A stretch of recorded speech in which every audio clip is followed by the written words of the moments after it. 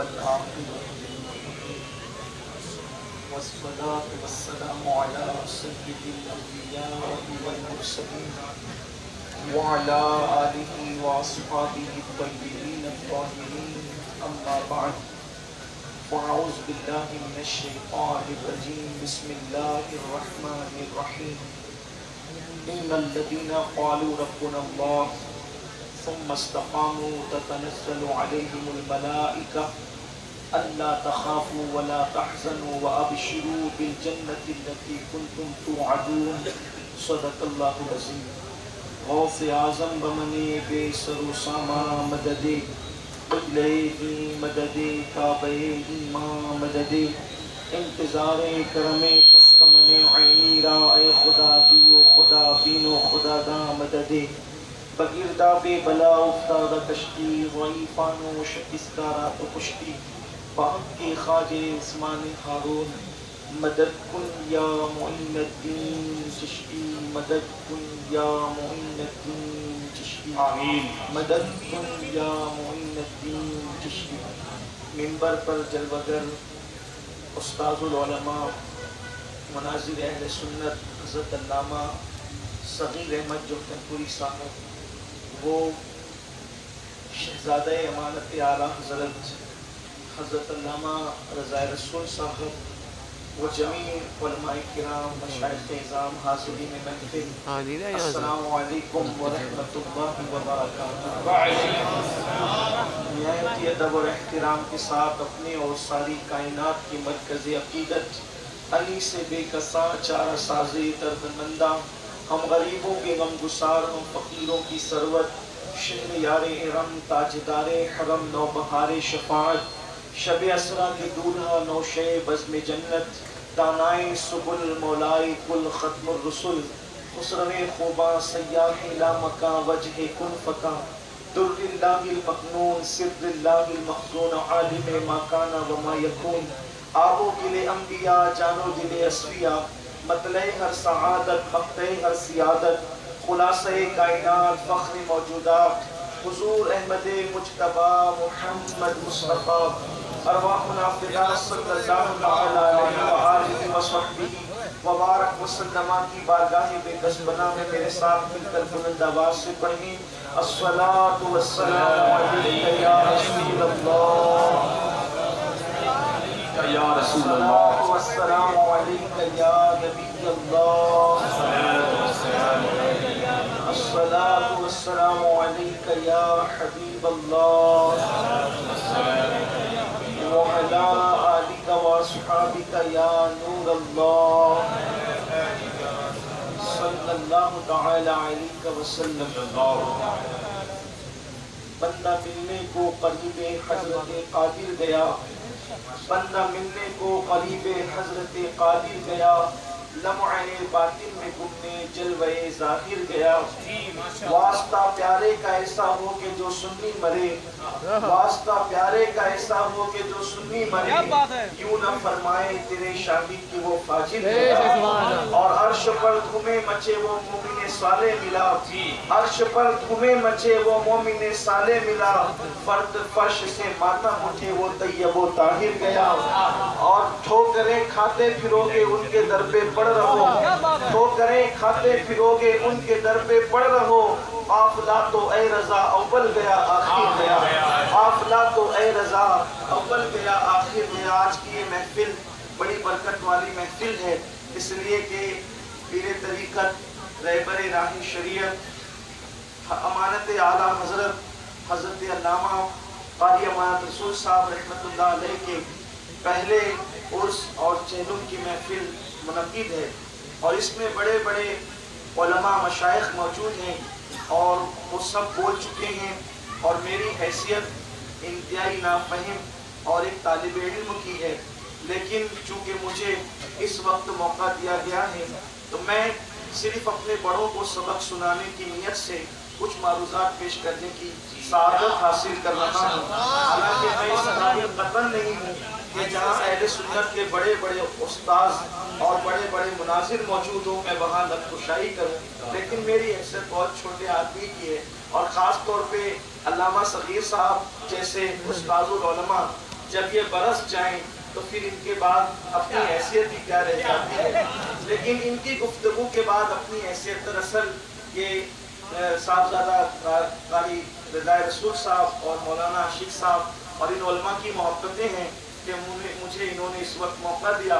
لیکن ان بزرگوں کی گفتگو کے بعد میری گفتگو کی حیثیت بس اتنی رہ جاتی ہے جیسے زوردار بارش ہو اور بارش برس جائے اور برس کر تھم جائے تو پھر ایسا ہوتا ہے کہ پورا علاقہ اور ماحول جل تھل ہو جاتا ہے اور پتوں پر چھتوں پر بارش کے قطرات جم جاتے ہیں اور پھر اس کے بعد ہوائیں آتی ہے اور پھر وہ پتوں پر جمے ہوئے پانی کو پھر وہ چھیڑتی ہے اور پھر وہ ٹپکنے لگتے ہیں. تو نہ سمجھ بچے یہ سمجھتے ہیں کہ پھر سے کوئی نئی بارش ہو رہی ہے، حالانکہ وہ کوئی نئی بارش نہیں ہوتی بلکہ اسی بارش کا بچا کچا پانی ہوتا ہے. بارش کا بچا کچا پانی ہوتا ہے. تو میری گفتگو بھی ان بزرگوں کی کچھ بچی کچی سوگات کہ ان کی پیش کرنے کی سعادت حاصل کروں گا. میں نے آج جس آیہ کریمہ کی تلاوت کی ہے اس میں اللہ تبارک و تعالیٰ نے اپنے بندوں کی اللہ اپنے بندوں کی استقامت کا ذکر کرتا ہے اور اللہ تبارک و تعالیٰ استقامت والے بندوں کی شان بیان فرماتا ہے. دراصل مومن کی موت، اہل ایمان کی موت، دراصل موت کے جو ہے وہ دو پہلو ہیں بلکہ کئی پہلو بھی بیان کیے جا سکتے ہیں، لیکن اگر اس کو سمیٹ لیا جائے تو ایک ہے مومن کی موت اور ایک ہے کافر کی موت. دونوں کی موت میں فرق ہے. دراصل موت کے وقت جو شدت ہے، جو تکلیف ہے، جو کرب ہے، جو اضطراب ہے، جو احادیث میں آیا ہے اس کو کبھی فراموش نہیں کیا جا سکتا. اس لیے کہ موت کی تکلیف یہ ہے کہ اگر ایک انسان پر ایک ساتھ تلوار کی 313 ضربیں لگائی جائے تو اتنی تکلیف نہیں ہوتی جتنی تکلیف روح کے نکلتے وقت ہوتی ہے. پیاس کی شدت الگ ہے، سینے پر بوجھ الگ ہے، مشکل الگ ہے، تکلیف الگ ہے. بلکہ فرمایا گیا اگر انسان کو موت سے پہلے اس کے ہاتھوں سے طاقت نہ چھین لی جائے، انسان کو موت سے پہلے اس کے پیروں سے طاقت نہ چھین لی جائے، موت سے پہلے انسان کی قوت گویائی کو سلب نہ کر لیا جائے تو وہ ایسے چیخے، وہ ایسے پیر پٹکے، وہ ایسے ہاتھ چلائے کہ انسان کنٹرول میں نہ آئے. بلکہ جیسے ذبح ہونے والا جانور کس طریقے سے تڑپتا ہے انسان یوں تڑپتا نظر آئے. یہ تکلیف کا عالم ہے، یہ شدت کا عالم ہے، یہ کرب کا عالم ہے. اللہ اکبر، جو کم و بیش سب کو ہوتا ہے. اس لیے کہ موت تو موت ہے، موت وہ تلخ حقیقت ہے جس کا انکار نہیں کیا جا سکتا. لیکن مومن کی موت یہ ہے کہ تکلیف تو اس پر بھی ڈالی جاتی ہے، ڈالی سب پر تکلیف جاتی ہے، لیکن مومن جب مرتا ہے تو تکلیف اس پر بھی ڈالی جاتی ہے مگر وہ محسوس نہیں کرتا. اس کی وجہ یہ ہے کہ جب اس کی روح نکلتی ہے تو جلوہ جہاں ہر سامنے ہوتا ہے، اس کریم کا جلوہ سامنے ہوتا ہے. میرے امام نے منطبق میں یوں بیان کیا تھا، جان تو جاتے ہی جائے گی قیامت یہ ہے، جان تو جاتے ہی جائے گی قیامت یہ ہے. اب یہاں مرنے پہ ٹھہرا ہے نظارہ تیرا، یہاں مرنے پہ ٹھہرا ہے نعرہ تکبیر. اگر حسن یوسف موجود ہو، اگر حسن یوسف موجود ہو تو انگلیاں کٹنے کا احساس نہیں ہوتا. اگر حسن مصطفیٰ موجود ہو تو موت کی سختیوں کا احساس کیسے ہو سکتا ہے؟ کجا حسن یوسف ہے اور کہاں حسن مصطفیٰ ہے؟ وہ حسن ہے اے سید ابرام تمہارا، وہ حسن ہے اے سید ابرام تمہارا.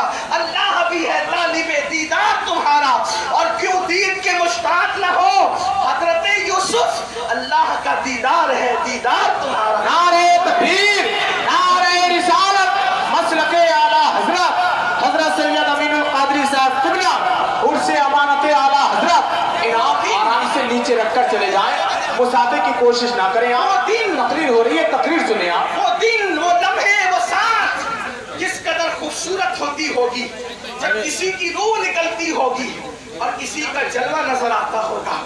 اللہ اکبر. احمد جام علیہ رحمہ کے دو مصرے ہیں، وہ کہتے ہیں اے تماشا گائے عالم روئے تو، اے تماشا گائے عالم روئے تو کجا بہرے تماشا میرا بھی. ارے سب تو آپ کے دیدار کے لیے ارے حضرت رسول، ہندوستان کے کونے کونے سے لوگ تیرے دیدار کے لیے آتے ہیں.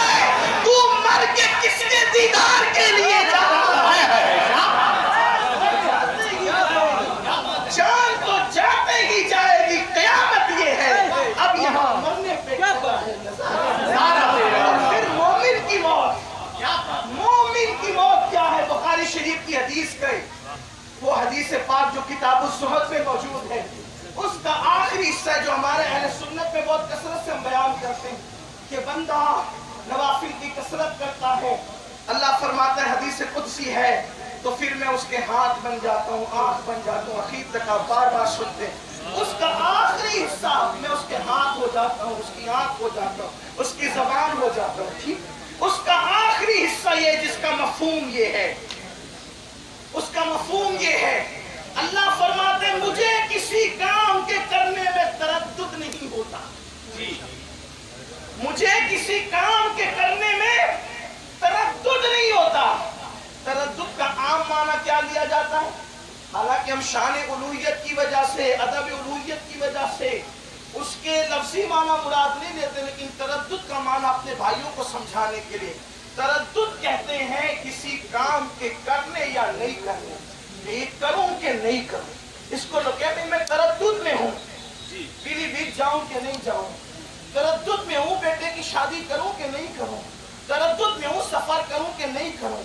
ठीक, लेकिन हम बारगाह उलूहियत के अदब की वजह से ये माना हम लफ्जी तौर पर नहीं करते, इसलिए कि हमारे यहाँ हमारा पूरा मस्तक अदब है, हमारा पूरा मस्तक अदब है, हमारा पूरा मस्तक इश्क व मोहब्बत है। इसीलिए हमारे यहाँ कुरान मुकद्दस कंजुल ईमान उठा करके देखें, जगह जगह लफ्जी तर्जुमा करने की बजाय वहां पर तर्जुमा इस अंदाज से किया गया कि अब्दुल करीम पारेख जैसे को कहना पड़ा, कुरान का बड़ा मुफस्सिर कहलाता था दूसरी जमात का। उसने कहा ऐसा लगता है कि अगर उर्दू जबान में कुरान नाजिल होता तो मौलाना अहमद रजा साहब ने, उसने ये कहा, मौलाना अहमद रजा ने ऐसी आयतों का तर्जुमा किया कि अगर उर्दू जबान में कुरान नाजिल होता तो मुझे यूं लगता कि वो बिल्कुल ऐसे ही होते जैसे मौलाना ने तर्जुमा किया। दूसरी जमात का आदमी कह रहा है इस तरह की बात। अल्लाह अकबर, मेरे इमाम ने यूं तर्जुमा किया जैसा कि अभी मिर्जा अब्दुल शकूर साहब के जो 2 मिसरे पढ़े गए कि खिदमत कुरान पाक की वो लाजवाब की, गाजी रजा से साहिब कुरान है आज की पेश है। अल्लाह अकबर। तो अर्ज ये कर रहा था, अल्लाह फरमाते हैं हदीस पाक का मफहूम है कि मुझे किसी काम के करने में तरद्दुद नहीं होता, मगर ये कि जब मैं किसी मोमिन की मौत का फैसला करता हूँ जी, उस वक्त मुझे तरद्दुद होता है जैसा कि उसकी शान है, जैसा कि उसकी शान है मुझे तरद्दुद होता है। क्यों? इसलिए कि मैं उसकी मौत का फैसला करूं और वो उस फैसले को नापसंद करे। अल्लाह की मोहब्बत है मोमिनीन के साथ, ये उसका इकराम है मोमिनीन के साथ। अल्लाह ताला मोहब्बत फरमाता है अपने महबूब के गुलामों से। तो अल्लाह फिर तू करता क्या है? जब मोमिन की मौत का फैसला तू करने लगता है तो तुझे तरद्दुद होता है, तो तू करता क्या है? अब कुरान पाक की इस आयत के मफहूम को जोड़ता उस मफहूम से, फिर अल्लाह क्या करता है? कुरान कहता है इन्नल लज़ीना क़ालू रब्बुनल्लाह सुम्मा इस्तक़ामू ततनज़्ज़लु अलैहिमुल मलाइका अल्ला तख़ाफू वला तहज़नू वअबशिरू बिल जन्नति लती कुंतुम तुअदून। तो फिर क्या होता है? उसके पास फरिश्ते आते हैं, एक तो फरिश्ते नहीं बल्कि फरिश्तों की जमात आती है। फरिश्ते उसके पास आते हैं और आकर के उसको क्या कहते हैं? अल्लाह तखाफू वला तहज़नू, घबराना नहीं, खौफ नहीं खाना, व अबशिरू बिल जन्नति लती कुंतुम तुअदून। गोया इस दुनिया में बैठे बैठे उस जन्नत की बशारत ले ले जिसका तुझसे वादा किया है। जन्नत की बशारत दी जाती, कौन देते? फरिश्ते। किसको? हर आम आदमी को नहीं, हर ऐरे गैरे को नहीं। किसको? कुरान कहता है इन्नल लज़ीना क़ालू रब्बुनल्लाह सुम्मा इस्तक़ामू, बेशक जिन लोगों ने कहा हमारा रब अल्लाह है और वो उस पर डट गए, जम गए, इस्तिकामत वालों को ये बात कही। अब सारी अमानत रसूल की इस्तिकामत वालों ने। इसी पर बात करके बात मुकम्मल करूंगा क्योंकि असर का वक्त भी करीब है, फिर और दीगर प्रोग्राम भी आगे के, मुख्तसर बात करके बात खत्म करूंगा। किन इस्तिकामत वालों ने? पहली बात तो ये, मैंने जो तज्जिया किया अपने तौर पर उनकी शख्सियत का, नंबर 1 कारी अमानत रसूल साहिब तरतीब का नाम है। बेशक अभी उनकी नमाज का जिक्र होता कि वो नमाजी थे, लेकिन मैं उनको सिर्फ नमाजी नहीं मानता, इसलिए कि کہ عوام میں بھی بہت سارے لوگ ہیں جو پابندی سے نماز پڑھتے ہیں، بڑی بات ہے، لیکن اس سے بڑی بات کہ وہ صاحب ترتیب تھے. سبحان اللہ. مجھے کسی نے بتائی نہیں یہ بات، لیکن میں یہ بات کہہ رہا ہوں اور اس کا ثبوت پیش کروں گا. وہ صاحب ترتیب تھے. صاحب ترتیب کا مطلب کیا کہ 5 نمازوں سے زائد جس پر باقی نہ ہو وہ صاحب ترتیب ہے. ٹھیک، ان کی گویا کہ ایک بھی نماز باقی ان کے ذمے پر نہیں تھی، ساری نمازیں انہوں نے ادا کی تھی. اس کا ثبوت کیا ہے؟ اس کا ثبوت یہ ہے کہ حضور مفتی اعظم کا ان کو امام بنا کر ان کے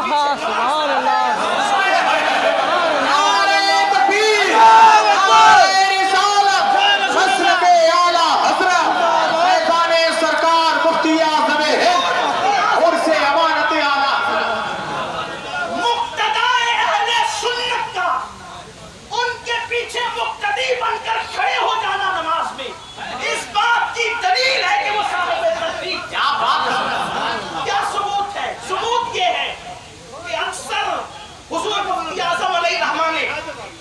سال تک توجہ فرمائیں. اکثر حضور مفتی اعظم نے کئی سال تک حضرت علامہ مفتی جہانگیر صاحب رحمۃ اللہ علیہ کی ابتدا میں نمازیں ادا فرمائی، بلکہ ان کے پیچھے تراویح بھی پڑھی. ٹھیک، مفتی جہانگیر صاحب کا حال یہ تھا کہ مفتی جہانگیر صاحب جس محفل میں موجود ہو اور نماز کا وقت آ جائے تو پھر کسی کی اجازت کی ضرورت نہیں تھی، مطلقاً وہ اس محفل میں امام ہوا کرتے تھے. کب؟ جب مفتی اعظم موجود ہو. مفتی جہانگیر صاحب رحمۃ اللہ علیہ جو حضور تاج الشریعہ کے بھی استاد ہوتے ہیں، جن کا مزار مقدس ادے پور کی سرزمین پر موجود ہے. آپ ان کی علمی جلالت کے بارے میں علماء سے پوچھے، میں یہاں اس کی کوئی تشریح نہیں کرتا، لیکن آپ کے بھی استاد ماشاءاللہ قائص حضرت علامہ صغیر صاحب کے بھی استاد تھے ماشاءاللہ.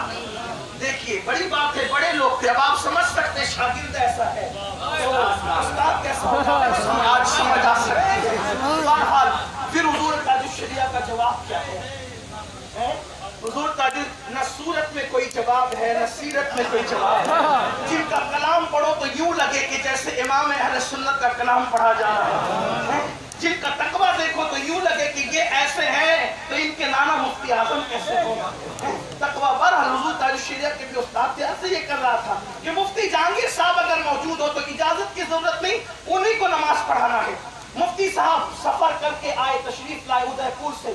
رمضان شریف شروع ہونے والا تھا، آئے تھے تراویح پڑھانے کے لیے. اب جب بریلی شریف پہنچ گئے تو نماز پڑھانے کا کلی اختیار کس کو دے دیا گیا تھا کہ محفل میں جب مفتی اعظم موجود ہو تو نماز کس کو پڑھانا ہے؟ حضرت علامہ مفتی جہانگیر صاحب رحمۃ اللہ علیہ کو پڑھانا ہے. نماز کا وقت تو ہو گیا. مفتی جہانگیر صاحب بغیر کسی کی اجازت کے، چونکہ آپ کو اختیار دے دیا گیا تھا، آپ کو اجازت تھی ہمیشہ کے لیے، آپ مصلی پر جانے لگے نماز پڑھانے کے لیے. تو حضور مفتی اعظم نے فرمایا مفتی صاحب پیچھے آئیے. کیا پیچھے آئیے. جس کو ہمیشہ کے لیے اجازت ہو، جس کا علم، جس کا تقویٰ، جس کی پرہیزگاری مسلم ہے اہل علم کے نزدیک، اہل سنت کے نزدیک، حضور مفتی اعظم کے نزدیک. لیکن جب وہ جانے لگے، چونکہ کبھی روک ٹوک تھی نہیں، ہمیشہ انہی کو جانا تھا، لیکن آج جاتے ہیں تو مفتی صاحب کو مفتی اعظم کہتے ہیں مفتی صاحب پیچھے ہو جائیے، آپ کی سفر میں کچھ نمازیں چھوٹ گئی ہیں، قضا ہو گئی ہے، اور میں صاحب ترتیب ہوں. جب تمہاری چھوٹ گئی ہے تو میں صاحب ترتیب ہو کر تمہارے پیچھے کیسے نماز پڑھ لوں؟ یا تو آپ پیچھے ہو کے نماز پڑھیں، یا تو پہلے وہ قضا نمازیں ادا کریں، پھر میں تمہارے پیچھے نماز پڑھوں گا. پتا چلا جو صاحب ترتیب نہیں تھا اس کو پیچھے بلا لیا. اگر قاری امانت رسول بھی صاحب ترتیب نہ ہوتے تو کبھی آگے نہ بڑھے.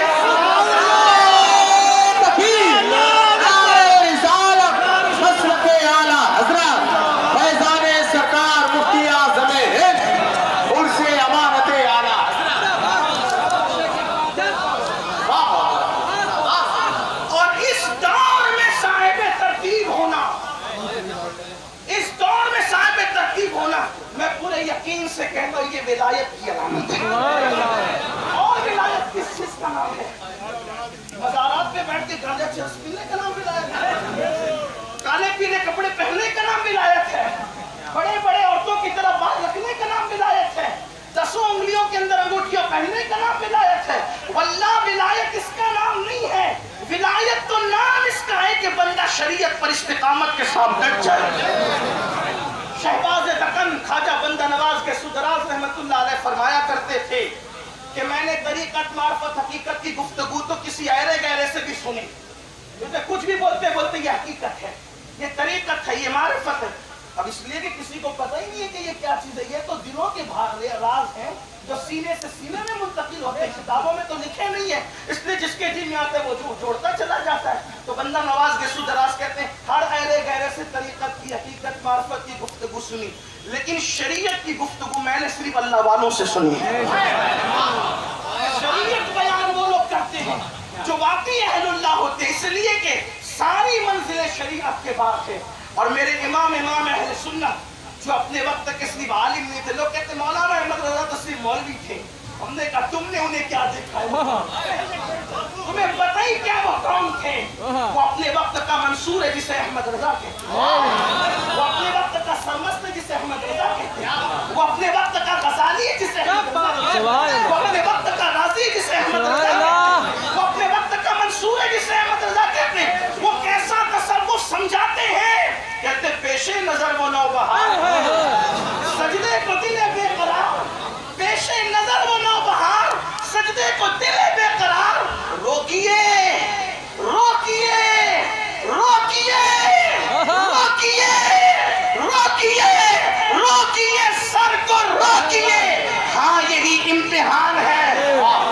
شریعت کی بات کرتے تو یہ کہتے ہیں جب بے خود ہو جائے، جب بے خود ہو جائے، جلوہ یار میں فنا ہو جائے، جب ہوش ہی نہ رہے تو شریعت مطالعہ کی بات کرنے والا پھر وہ عشق میں ڈوب کر یہ کہتا ہے بے خودی میں سجدہ در یاد روزے کا روا، جو کیا اچھا کیا پھر تجھ کو ہے.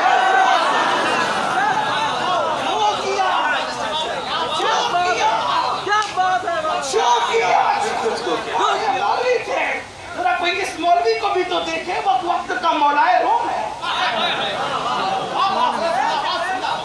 جو یوں تصوف سمجھاتا ہے. تصوف یوں سمجھاتا ہے کہ شریعت سیڑھیوں کا نام ہے، شریعت سیڑھیوں کا نام ہے اور طریقہ چھت پر جلوہ بالائے بام ہے.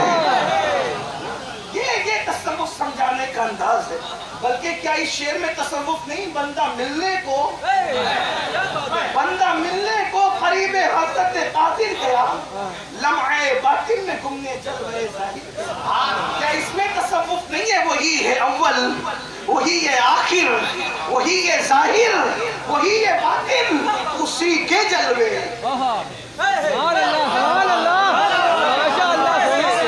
اسی کے جلوے، اسی سے ملنے، اسی سے اس کی طرف گئے.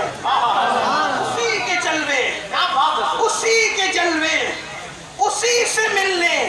شرع کرنے والوں کو داغ تلو پسینہ آئے، اسی کے جلوے، اسی کے جلوے، اسی سے ملنے، اسی سے اس کی طرف گئے تھے. تبارک اللہ شان تیری، تجھی کو زیبا ہے بے نیازی، کہیں تو ہو جوش لن ترانی، کئی تقاضے وصال کے تھے. تو عرض کر رہا تھا تو استقامت والے گفتگو سمیٹوں، اس لیے کہ جو بزرگ آنے والے تھے ایسا لگتا ہے کہ وہ عنقریب آنے والے ہیں. بس اپنی گفتگو سمیٹوں. اور خاص طور پہ مجھے خوف ہے ظہر کے وقت کا، اس لیے کہ شاید آپ کو کھانا بھی کھانا باقی ہوگا اور پھر ظہر بھی آپ کو پڑھنی ہے. اگر آپ نے ایک وقت کی نماز ایسے جان بوجھ کے چھوڑ دی تو ایسی ہزاروں محفلوں کا ثواب آپ کو کوئی فائدہ نہیں پہنچے ہے. اور قاری امانت رسول رحمت اللہ تعالی علیہ کی دوسری خصوصیت یہ تھی، وہ فنا فی الشیخ تھے. وہ فنا فی الشیخ تھے، اپنے شیخ کی محبت میں فنا تھے. میں نے جب بھی ان سے ملاقات کی، چاہے 5 منٹ کی ملاقات ہو یا 10 منٹ کی، جب تک مفتی اعظم کا ذکر نہ ہو ان کی کوئی محفل ختم ہی نہیں ہوتی. اور ایک خاص بات، وہ بیٹھتے بھی تھے تو مفتی اعظم کے انداز میں. جب میں نے ان کو بیٹھے دیکھا، حضور مفتی اعظم کے دسترخوان پر بھی دیکھا، تو میں نے ان کے ساتھ میں جتنی مرتبہ بھی 3-4 بار کھانے کا موقع ملا، 2 بار تو شاید ان کے گھر پر ہی، میں نے ان کو پلتی مار کر کبھی کھاتے نہیں دیکھا. اور انہوں نے پھر کہا کہ میرے مفتی اعظم میرے مرشد کو میں نے کبھی پلتی مار کر کھاتے نہیں دیکھا. पिछली मुलाकात जब मेरी आखिरी मुलाकात थी, मगर रज़ा रसूल साहब मज्जदल्लाहुल अली अजहर के लिए जाने वाले थे। उनकी मोहब्बत ये थी, उन्होंने मुझसे कहा कि आपको आना है। आलिया आशिक साहब के जरिए हुक्म आया कि आपको आना है। मैंने कहा मैं दिन में नहीं पहुंच सकता, तो कहा हम अपना प्रोग्राम रात में करेंगे, लेकिन आपको आना है। उनकी मोहब्बत थी। तो मैं जब निकलने लगा बयान के लिए, तो मैंने देखा कि वो किसी को डांट रहे हैं, वो किसी को डांट रहे हैं। किसको डांट रहे थे मुझे नहीं पता, अलबत्ता उनके जुमले जो मेरे कान तक पहुंचे ये थे कि तुमने नया जुब्बा सिला करके डायरेक्ट घर पे भेजने की बजाय मदरसे में भेज दिया। मुझे यहाँ पर पहनना पड़ा और अब पहन के मैं जा रहा हूँ, लेकिन मेरा जुब्बा टकने से कुछ नीचे हो गया है और वो सुन्नत के खिलाफ है। आप अंदाजा फरमाएं, वो डांट रहे थे कि आइंदा इसका ख्याल करना। उसके बाद एक बात और बताऊं, एक बुजुर्ग से किसी ने पूछा अल्लाह वाले कौन है? का उसका घर जाकर देखें, अगर उसके खाने के बर्तन और मुसल्ला देखकर अल्लाह याद आ जाए तो अल्लाह वाले हो। मैं अल्लाह पाक वो समीओ बसीर जान कर कहता हूँ, जब आखिरी हाजिरी मेरी उनके घर पे हुई तो मैंने उनके बैतुल खला को देखकर मैं इतना मुतासिर हुआ। बैतुल कोई उसका मजाक भी उड़ा सकता है, मैं बैतुल खला देखकर मुतासिर हुआ। मैं उनके घर का, मुझे इस्तिंजा की हाजत थी, जल्दी से निकलना था, एयरपोर्ट वक्त पे पहुंचना था, बल्कि बहुत भाग दौड़ करके हम गए थे। बहुत तेज गाड़ी चला के जाना पड़ा था, लेकिन तो मैंने कहा इस्तिंजा की हाजत है, मुझे हया आ रही थी कि मैं घर के अंदर कैसे जाऊं। कारी साहब ने कहा कि नहीं आप चले अंदर।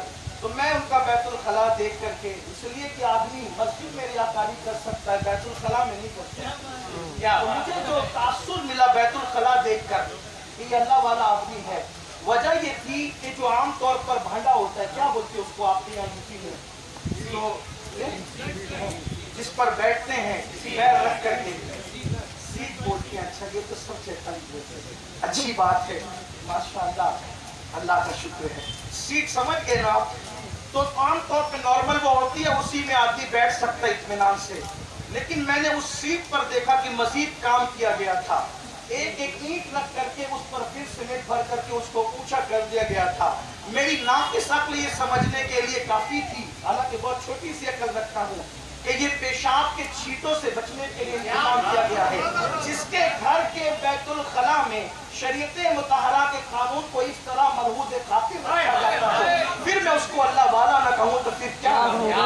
आप जाकर देख सकते हैं अगर आपको देखना है। तो मैं बहुत मुतासिर हुआ इस पर, इसलिए कि रियाकारी जलसों में हो सकती है, रियाकारी मजलिसों में हो सकती है, रियाकारी मस्जिदों में हो सकती है। हालांकि हम किसी की नियत पे शक नहीं करते, लेकिन बैतुल खला में शरीयत मुतहरा के अहकामात को इस कदर महफूज रखना कि इस तरह भी पीछे क्योंकि पेशाब की छींटों से बचना, इसके लिए हुक्म दिया गया है। बल्कि अक्सर लोग अज़ाब कब्र का शिकार होते हैं। दौरे रिसालत में भी एक बात बताई गई कि दो कब्रों पर अज़ाब होता हुआ देखा गया, तो आका अलैहिस्सलाम ने फरमाया वज़ाइल इन पे बहुत छोटी चीजों की वजह से अज़ाब हो रहा है कि एक तो पेशाब की छींटों से भी बचता था और एक तो चुगली करता। अज़ाब कब्र इस वजह, ये नहीं सोचना सुन्नियों बड़ी माजरत के साथ, अगर हम ये सोचते हैं ना कि इधर कब्र में जाएंगे उधर जन्नत मिल जाएगी, हम तो आशिक़ रसूल हैं, जन्नत की खिड़कियां हमारे लिए खुल जाएगी, बगैर किसी शक के कहता हूँ बिल्कुल खुल जाएगी, लेकिन आशिक तो बने ना, जिन पे गुस्से जनाबत फर्ज और वो पूरा दिन उसी हालत में गुजार देते हो, आशिकान रसूल की शान होती है। फजर की नमाज में जिसकी आंख न खुले, आशिकान रसूल की शान होती है। उस शाकान रसूल तो वो होते हैं कि अगर आवाज सुनी कि हुजूर बुला रहे हैं तो पहली रात की दुल्हन छोड़ करके सर कटाने पहुंचते। हम कैसे आशिक रसूल है कि सर झुकाने नहीं पहुंच सकते? मस्जिदें वीरान है हमारी, मस्जिदें मस्जियां कहां है? किस मुंह से अपने आप को आशिक रसूल कहते हो? जो अपने चेहरों पर मोहब्बत रसूल में दाढ़ियों का बोझ न उठा सके, आखिर वो अपनी जानों की कुर्बानियां दे करके तलवारों का बोझ अपनी गर्दनों पे क्या उठा सकते हैं? हमें अपने आप पर एहतिसाब करना होगा, अपने अहवाल पर देखना होगा, नजर-ए-सानी करनी होगी। सुनियो, सिर्फ आशिक रसूल कहला करके जन्नत नहीं मिलने वाली, जब तक आशिक रसूल बन न जाओ। याद रखो, दौरे रिसालत में हुजूर अलैहिस्सलाम फरमाए पेशाब के छींटों से नहीं बचता, अज़ाब हो रहा है कब्र। तो जो पेशाब के छींटों से नहीं बचता था, दौरे रिसालत में अज़ाब हो रहा है, तो वो मोमिन नहीं होगा। जिसकी कब्र पर हुजूर अलैहिस्सलाम टहनी रखे, عذاب میں تخفیف کی گفتگو فرمائیں. ذرا سوچو تو صحیح، خیر القرون کی بات ہے. خیر القرون جب اس دور میں کسی کی قبر پر پیشاب کے چھینٹوں سے نہ بچنے کی بنیاد، عذاب اس